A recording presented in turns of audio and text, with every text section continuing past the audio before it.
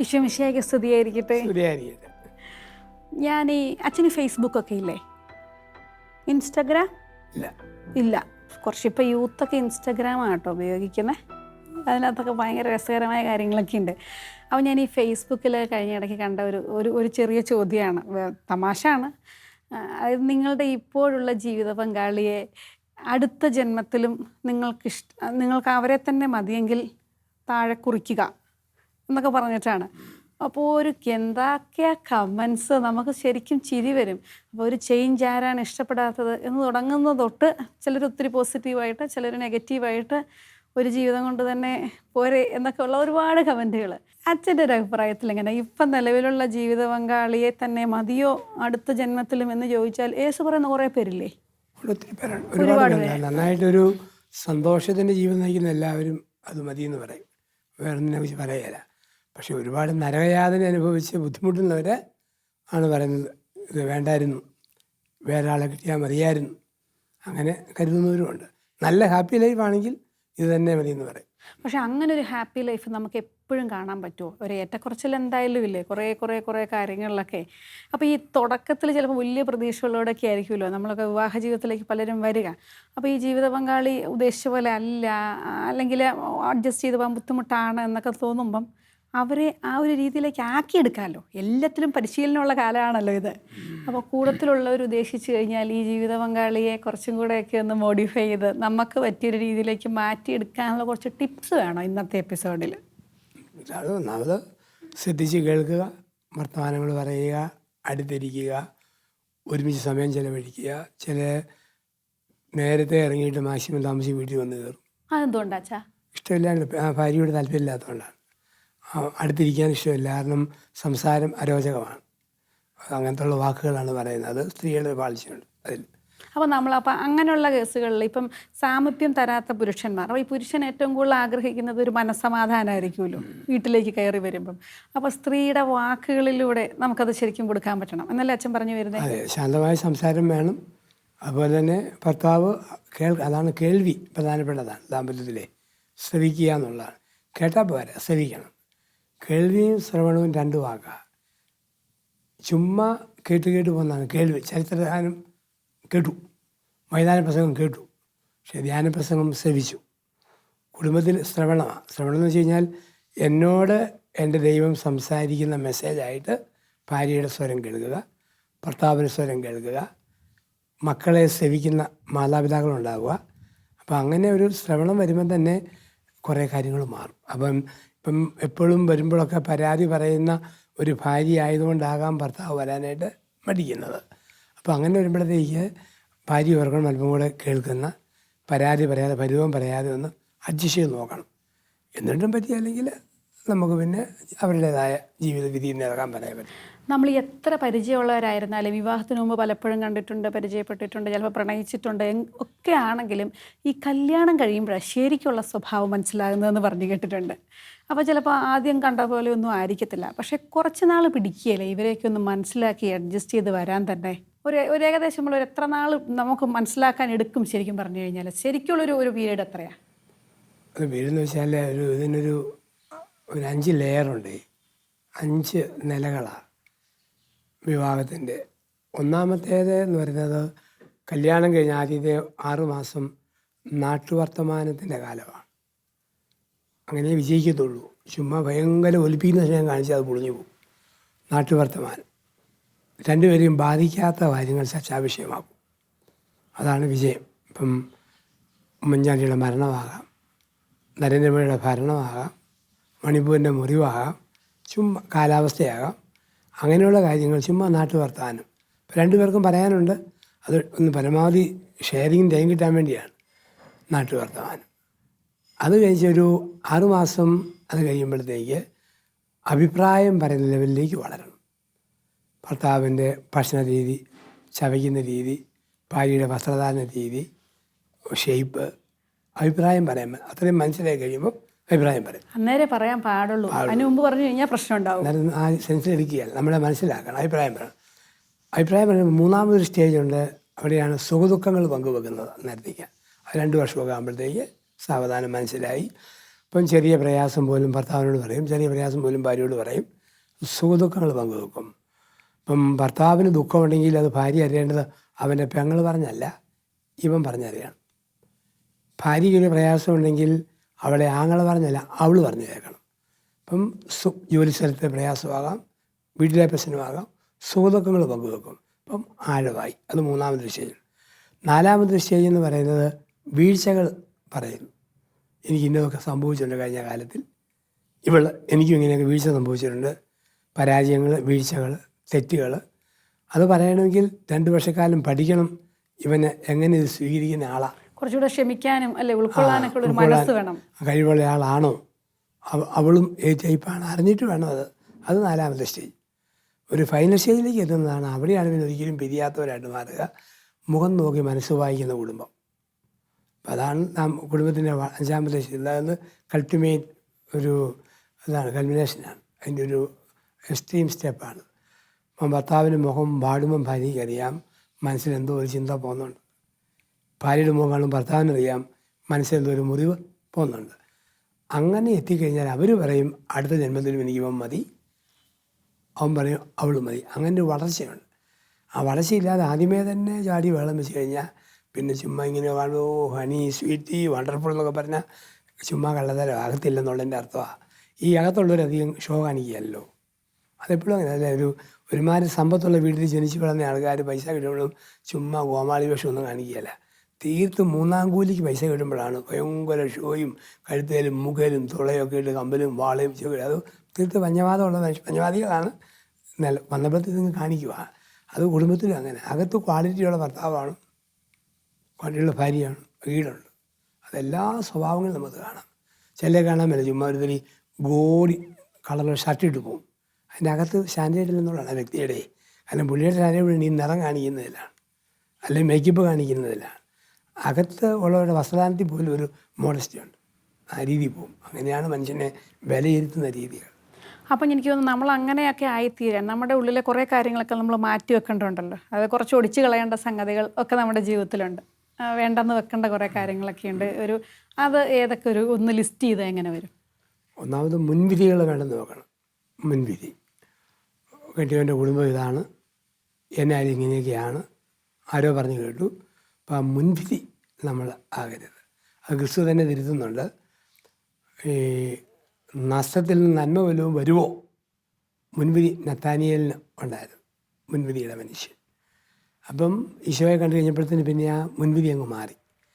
കർത്താവിനെ കണ്ട് പ്രാർത്ഥിക്കുന്ന കുടുംബമാകുമ്പം ഭാര്യയെക്കുറിച്ചുള്ള മുൻവിധി മാറും, ഭർത്താവിനെക്കുറിച്ചുള്ള മുൻവിധി മാറും. അപ്പം മുൻവിധികൾ മാറ്റിവെക്കുന്ന ഒന്നായിരിക്കണം ഒന്ന്. രണ്ടാമത് ഈ മനസ്സിൽ ഈ പക കൊണ്ട് നടക്കരുത്. ഒന്നെങ്കിൽ ഭർത്താവിൻ്റെ പെങ്ങളോടുള്ള പക, അത് കാലാകാലം കൊണ്ട് നടന്ന കുടുംബത്തെ തകർക്കുന്ന പെണ്ണുങ്ങളുണ്ട്.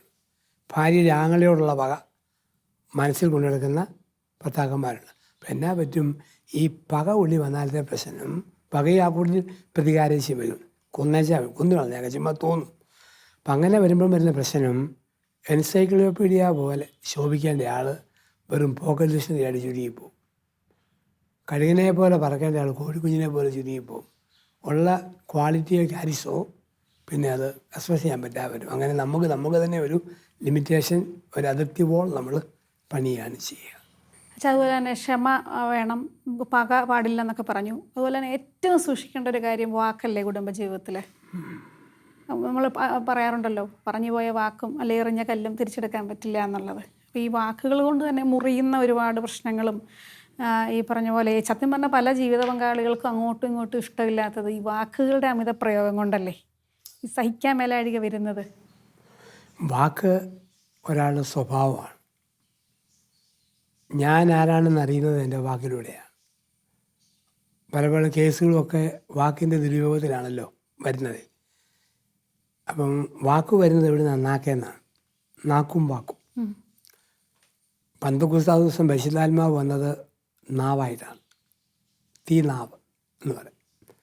അപ്പോൾ ഈ നാവ് 2 കാര്യങ്ങൾ ചെയ്യാൻ ഉപയോഗിക്കാം. ഒന്ന് കൊല്ലാൻ, 2 വളർത്താൻ. അപ്പോൾ ഒരു കുടുംബത്തിൽ ഭാര്യയ്ക്ക് എന്നാ കുറവുണ്ടെങ്കിലും കൂടെ നിന്ന് സാരമില്ല മോളെ എന്ന് പറഞ്ഞ് പ്രോത്സാഹിപ്പിക്കുന്ന ഭർത്താവ് തൻ്റെ വാക്കിനെ വളർത്തുന്ന വാക്കായിട്ട് മാറ്റും. തൊട്ടതിനും പിടിച്ചതിനെല്ലാം നിൻ്റെ അമ്മയുടെ കുറ്റമോ അപ്പൻ്റെ കുറ്റമോ എന്ന് പറയുന്നവൻ കൊല്ലുന്ന വാക്കായിട്ട് മാറും. അപ്പം അതുകൊണ്ട് കർത്താവ് പറയും നിൻ്റെ വാക്കുകൾ അതേ അതേ എന്നും അല്ല അല്ല എന്നും ആയിരിക്കണം. അപ്പം ദാമ്പത്യത്തിൽ പ്രത്യേകം ശ്രദ്ധിക്കേണ്ട ഒന്നാണ് ഭർത്താവിൻ്റെ വില കുറയ്ക്കുന്ന വാക്ക് ഒരിക്കലും ഭാര്യ പറയൽ, ഭാര്യയുടെ വില കുറയുന്ന വാക്ക് ഭർത്താവ് പറയൽ, കുഞ്ഞുങ്ങളെ തടത്തുന്ന വാക്ക് മാതാപിതാക്കൾ പറയൽ, എപ്പോഴും പൊട്ടിയ കഴിവില്ല അങ്ങനെ പറയൽ.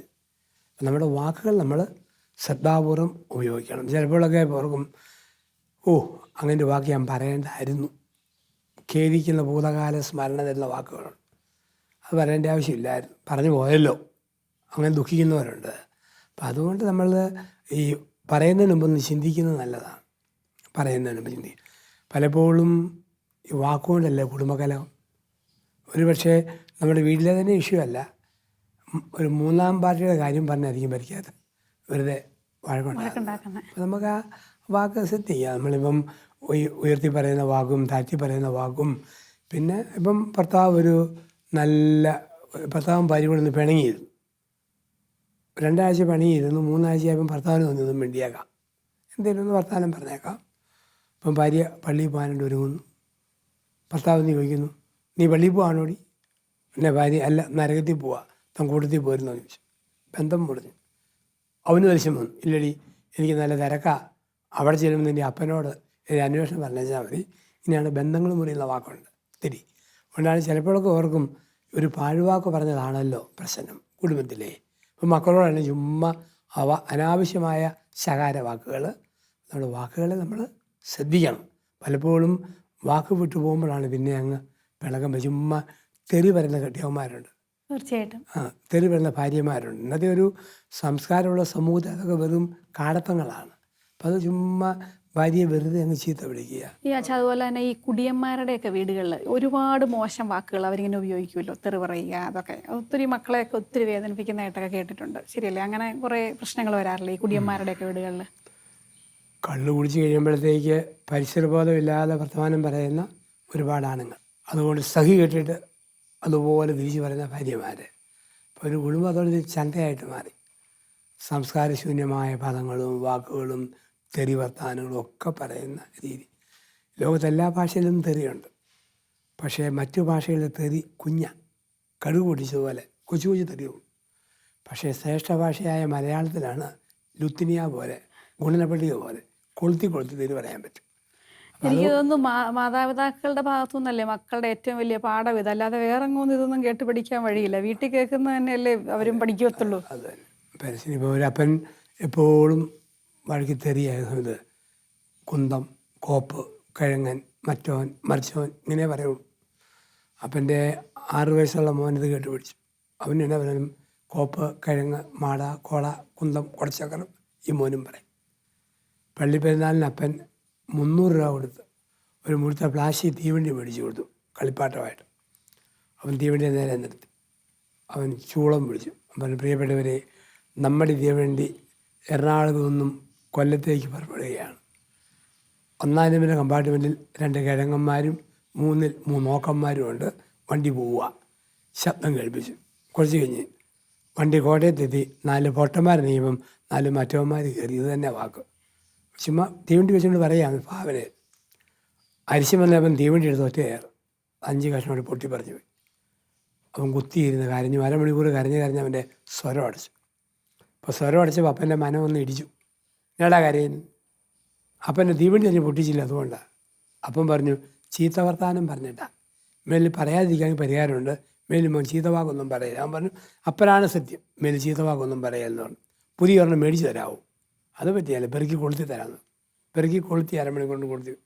ഇനി മോശമായ വാക്കൊന്നും പറഞ്ഞേക്കല്ലോ അപ്പം പറയാമല്ലോ. തീവണ്ടി അപ്പം നോക്കിയിരുന്നു. അവൻ പറഞ്ഞു, പ്രിയപ്പെട്ട യാത്രക്കാർ, നമ്മളെ യാത്ര കൊല്ലത്തേക്ക് തുടരുകയാണ്. ഒരു ഖേദകരമായ വാർത്ത പറയാനുള്ളത്, ഒരു മറ്റവൻ്റെ മോൻ കാരണം ട്രെയിൻ 1/2 മണിക്കൂർ താമസിച്ചു പോയി എന്ന കാര്യം ദുഃഖത്തോടെ അറിയിക്കുകയാണ്. അപ്പം അപ്പനേതാണോ ആ ടൈപ്പായിരിക്കും മക്കൾ വളർന്നു വരിക. അപ്പോൾ സംസാരം ശ്രദ്ധിക്കണം. അതുകൊണ്ടാണ് കർത്താവ് അതേ എന്നും അല്ല എന്നും ആയിരിക്കണം നിന്റെ വാക്ക്.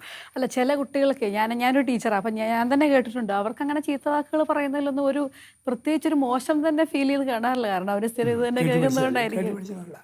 ഞാൻ വേറൊരു കാര്യം ചോദിക്കട്ടെ, ചില കുടുംബങ്ങളിൽ ഈ അയൽവക്കംകാരൻ്റെ ഏഷണി പറയുക എന്നുള്ളത് ഭയങ്കര ക്രേസ് ഉള്ള ആൾക്കാരുണ്ട്. അവിടെ അപ്പനും അമ്മയും ഒറ്റക്കെട്ടാ, അവർ വേറൊരാളുടെ കുറ്റമാണല്ലോ പറയുന്നത്.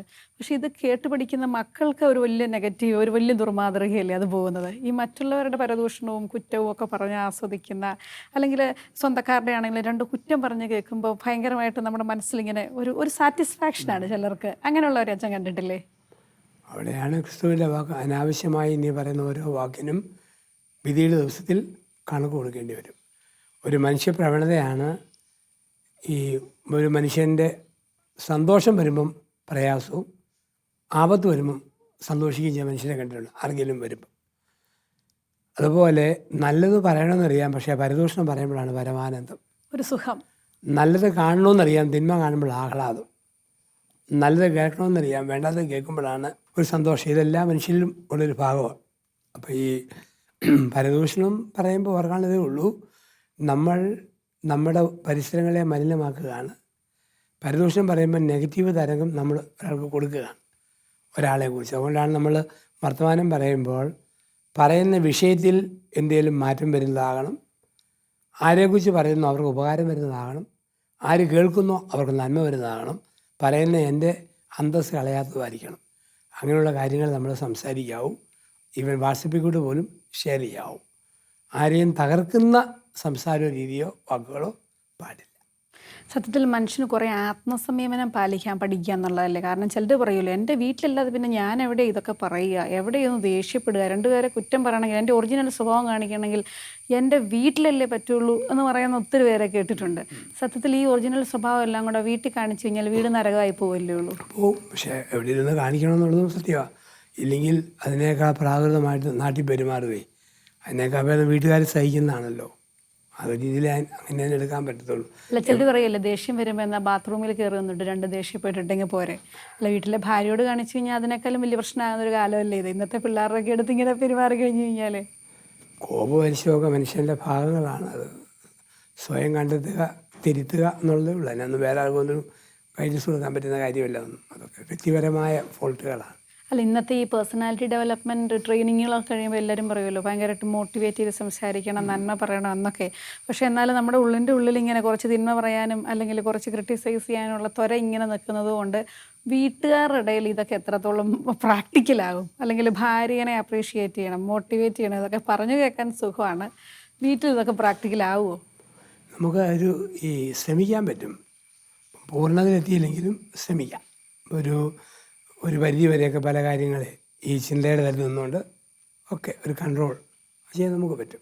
ശരിക്കും നമ്മൾ കോൺഷ്യസ് ആയിട്ട് ശ്രമിക്കണ്ടേ അങ്ങനെ വരുമ്പോൾ? അത് വേണം. ശ്രദ്ധാപൂർവമായ ഒരു ശ്രമം ആവശ്യമാണ്. കാരണം അത് നമ്മളെപ്പോഴും നമ്മുടെ മേലെ ബലപ്രയോഗം നമ്മൾ നടത്തേണ്ടി വരും. എളുപ്പമല്ല കാര്യം. അപ്പം അത് ആ ബലപ്രയോഗമാണ് നമ്മുടെ വിശുദ്ധീകരണം എന്നൊക്കെ നമ്മൾ പറയുന്നത്. നമ്മൾ പറയല്ലേ ശുദ്ധീകരണ സ്ഥലം, ജീവിതം ശുദ്ധീകരണ സ്ഥലത്തൊക്കെയാണ്. ആഗ്രഹമുണ്ട്, സാധിക്കുന്നില്ല, ഇഷ്ടമുണ്ട്, പറ്റുന്നില്ല, എങ്കിലും ആ ശ്രമം മരണം വരെ നടത്തുക എന്നുള്ളൊരു പ്രോസസ്സുണ്ട്. ആ പ്രോസസ്സ് ദാമ്പത്യത്തിൽ വളരെ അത്യാവശ്യമായിട്ട് ചെയ്തിരിക്കണം.